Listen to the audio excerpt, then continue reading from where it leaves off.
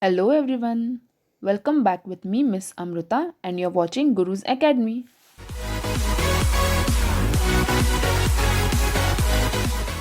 Watch my previous videos, do press the I button on right hand side corner which will take you to all my previous chapters.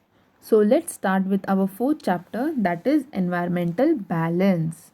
So students, what do you all understand by the word environmental balance? What do environment means? Yes, when we listen the word environment, which word comes to our mind? Environment means the surrounding. Yes, whatever we see the things around us, around our surrounding, that is the environment. That can be living things or that can also be the non-living things. Do you all see only living things in our environment? No, there are also non-living things.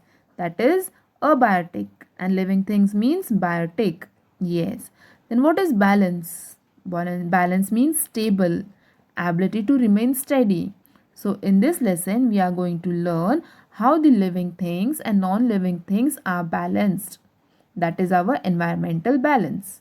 Now let's see what is given here. Ask the elders in your family to take you to riverside or a lake or a stream. Yes, but we all are at home. Is it possible for all of us? No, it's not possible for all of us. But yes, as some of the students may be to their native place, they can do this. Now what we are supposed to observe? Let's see. What you are supposed to do? You have to make a list of all the living things you see there. If you do not know the names of any living things you see, make note of them, describing their shape, color, sound, shelter, etc. Yes, whenever you will be observing such things, what you are supposed to do? You have to observe all the living things which you observe there. If you know their name, note down them. But if you don't know their name, you have to describe their shape. Some of the living things may be small, while some may be big. So you have to describe their shapes. Then you have to describe the color. And if you don't know any of such animal, you can also observe their sound. Then shelter. Shelter means where do these animals live? Okay. The next is draw their picture, or even you all can draw their pictures. Then count how many types of living things you see. Yes, you will have to observe that how many type of living things can are there. As we know that in our surroundings there are many living things. So you have to write different types of living things. Now repeat the activity near your house in school garden or in field. Now let's see what is the picture given here. We'll observe some living things over here. So tell me students, what can you all see over here? Yes, we can see different types of animals. Now what are those? Yes, we can see fish in the water. And what is this? This is rabbit. And here is the dog. Then we also have here frog. Yes, we can see here birds. Yes, here is also butterfly. And we can see goat. We are having here buffaloes, isn't it? So that means this is the different types of animals. What all can you see in living things? Living things means what? Which can live, which can breathe, isn't it? That are the living things. So we can see here grasses, we have some bushes, then we have trees, we have this long tree also. So this is also living thing. Yes, plants are also the living things, isn't it? And what other can you see? Yes, this is the girl and this is the boy and this is their grandfather maybe. That means human beings also. See, in a single picture we can see variety of living things, isn't it? So now let's see what are the questions given here. Can you all tell? In the course of your observation, did you notice any signs of presence of living things, though the living thing themselves were not seen? Yes, these are the questions given for your observation, which you all will be seeing in nearby your house, or even if in your school garden or in the field. So these are the observation which you all have to do. What have they told? You have to find out any signs of the presence of living things, though living things themselves were not seen. Now they have given us some examples. Did you notice any partly eaten fruits or shells? Yes, whenever if you observe anything, if you see that some of the fruits have been eaten and thrown down, then you can also observe sometime fallen feathers. Yes, the feathers of the birds. Then you can also observe animal tracks. Now, animal tracks means what? When the animals walk front, they leave their footprints behind. So can you all observe such footprints? Then we are having dung. That is the cow dung you all can see. Then we also have the droppings. Now your dropping means the excreta of some animals like sheep, goat. You all can observe this in fields. Yes, the goats or the sheep, when they come for grazing, you all might observe their droppings. Then you all can also observe nest. Nest is what? Where the birds live. Then you all may have cocoons. You all can observe eggs, honeycombs. Yes, if you all observe such things, that means such kinds of animals have been there. Okay. Then the next question is, could you observe any microorganisms? Yes, do you all know what are microorganisms? Microorganisms are the organisms which cannot be observed by the naked eye. They are very, very small. That's why they are called the microorganisms. And to observe such microorganisms, we require microscope. Yes, microscope is the device which are used to observe the microorganisms. So can you all observe microorganisms if you all go any of such places? You all will have to note them. Then the next question is, how many types of living things did you see at the places you visited? Yes, now I don't know which place will you all be visiting, but we have just recently seen in this picture. We have seen so many kinds of living things, isn't it? We have seen different kinds of animals, we have seen human beings, then there are also plants, bushes, trees. So these are different types of living things which we have seen in this picture. So do you think you saw all kinds of living things that belongs there? That means you have to observe. Now in this picture they have asked, do you think you saw all kinds of living things that belongs there? That means, do these animals, do they belong to that place? Have you all observed? This you have to observe the place which you all will be going. You all will be visiting. Then did you see the same living things at various places or different ones? Thus, whenever you all will be visiting such places, you all will be have to observe if you see the same living things at different places. The variety we see all the living things that belong to particular area is called biodiversity. Yes, students, underline this statement and you all have to keep this in mind. What is called biodiversity or what is biodiversity? So variety we see in all the living things. Yes, we have just seen in this picture. Variety means what? Different kinds of. So different kinds of living things that belong to a particular area. That means the particular place where they live. That means this different kind of living things, if they belong to the particular area, that is called the biodiversity. You all can have this question as objective, fill in the blanks, one line answer or one word answer also. What is biodiversity? So you all must keep this in mind. Variety we see in all the living things that belong to a particular area is called the biodiversity of that place. Can you tell which one of the places you visited shows greater biodiversity? Yes, you all will have to observe the different places and then make a note and then make a research on it. Which place you visited shows the greater biodiversity. That means where can you see variety of living things at that particular place. So to study the biodiversity of place, Scientists make a large number of observations, yes, to study the biodiversity of a place, of a specific place. Scientists make a large number of observations. Yes, in just one observation, they can't make out whether there is a biodiversity in specific place or no. They have to make large number of researches. N number of observations are made. They make these observations in different conditions, such as day and night, in different seasons, etc. Yes, if we have to observe such kind of biodiversity in a particular place, we can observe it only in one specific time. You have to observe it in different timings, in different conditions, such as day and night. Yes, in some places you can see some animal in daytime, but can you all see those in the night time? No. So you have to observe the same place in daytime also and in night time also. Then in different seasons, there are some animals who stay specifically in hot season or in the summer season.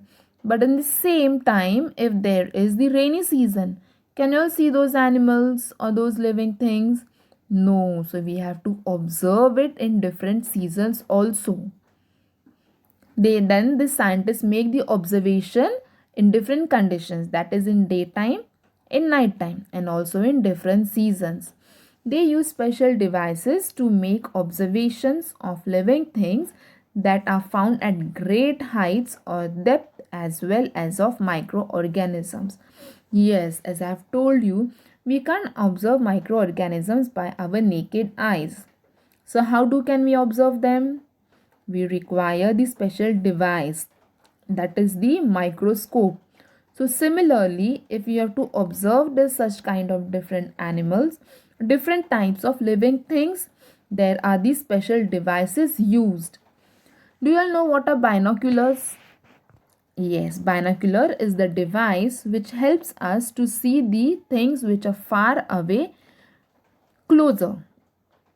That means if any of the thing is far away, with the help of binoculars, we can observe them very closely. So there are different kinds of devices which are used to find the observations, some which are at great heights or even as its depth. So observations of many scientists are brought together and then studied again. Yes, observations of many scientists. There is not only a single scientist, but there are many scientists who work upon this biodiversity. Many of them make different researches. So what do? They bring all their researches together and again they are studied. Only when all such efforts are made over a long period of time can we be sure of biodiversity of a place. Yes, after a long period of time, by lots of their efforts, then we come to know what is the biodiversity of that particular place. So you all have understood what is biodiversity, isn't it? Now let's see what is environment. Yes, I've just told you at the starting of the lesson what does environment means. Now let's study what it is.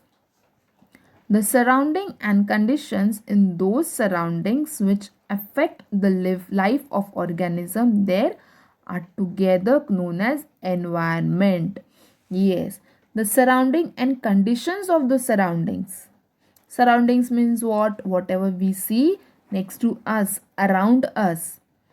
And conditions in those surroundings. That means what are the conditions, whether it is day, night, whether it is summer season, winters, rainy.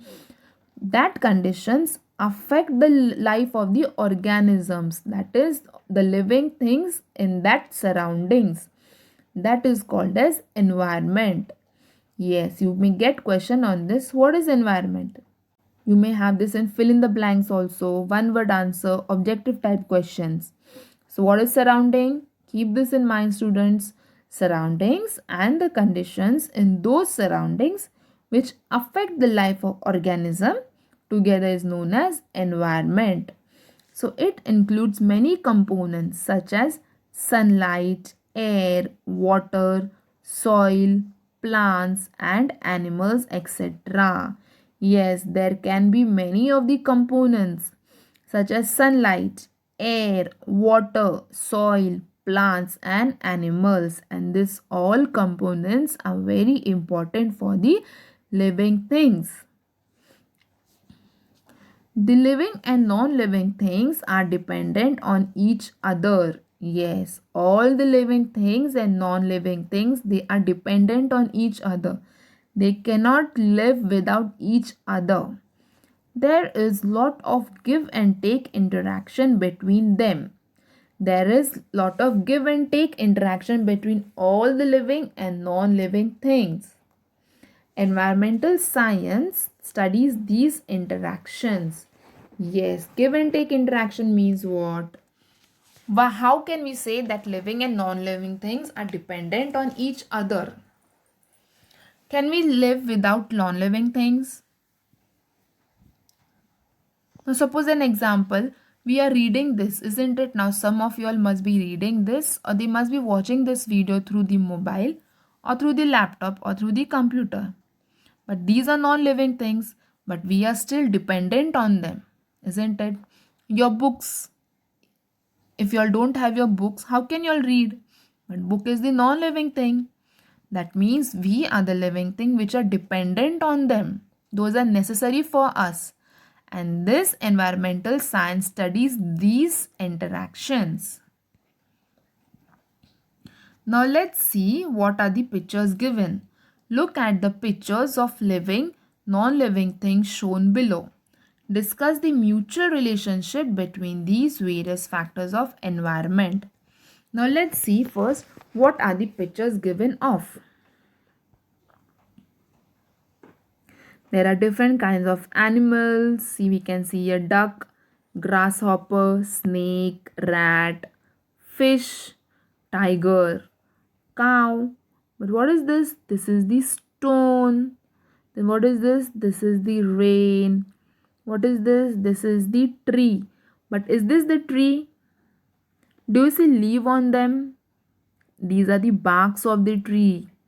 There is no life in this tree, isn't it? Then what is the next picture we can see?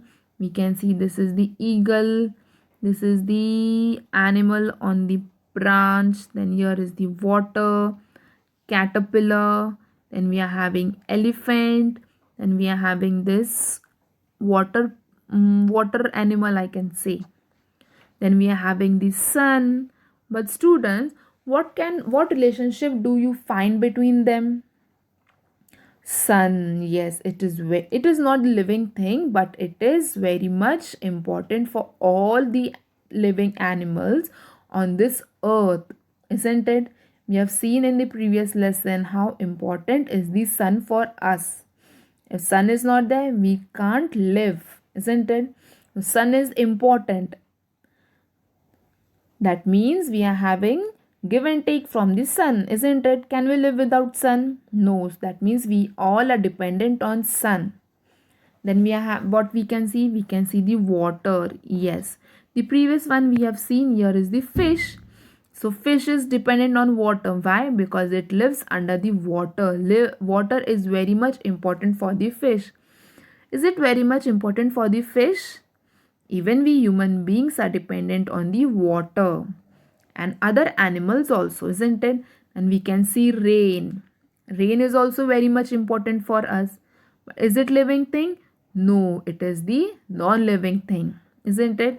Then we are having stone. Is stone important for us?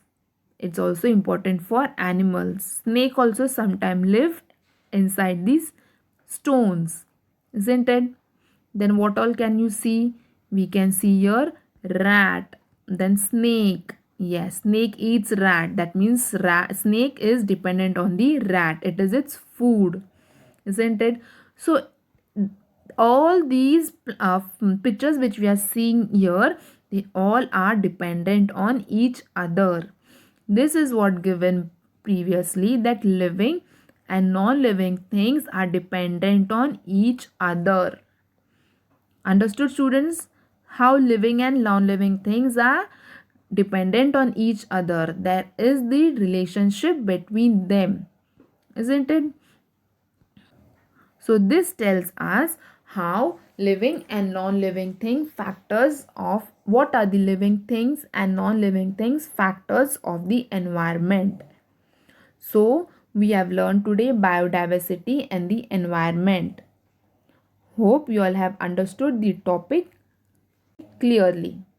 If not, do comment so that I can clear out all your doubts. If you like the video, do share and subscribe. Thank you.